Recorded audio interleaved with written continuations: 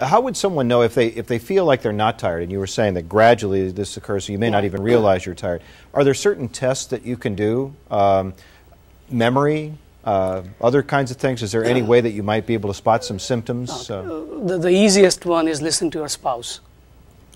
That's the easiest one. Most patients who come to the office, they say, I'm here because my wife says that I have a problem, but I don't have a problem. And I tell them that she's right. Yeah. She's right. She notices the person over years after years after years have become more and more tired.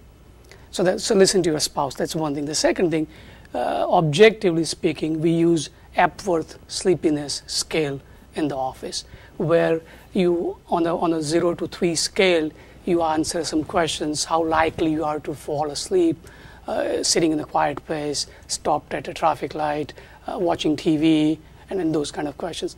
And a total score of less than 10 is normal, more than 10 is abnormal. That also is, by the way, not 100% sure. So you have to take your family history, your own perception, what your physician tells you, and what your Epworth sleepiness scale is to tell you whether you are sleepy or not. There's a physiological reason why they don't perceive themselves as sleepy.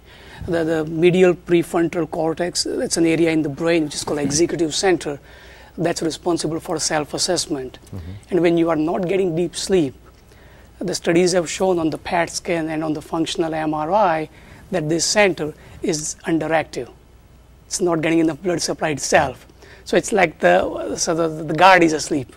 That's the reason they don't perceive. So you're asking yourselves, everything okay? And the guard wakes up and goes, oh yeah. Everything is okay. So that's what happens. Yeah, all right. Well, that's interesting to know how the brain functions that way.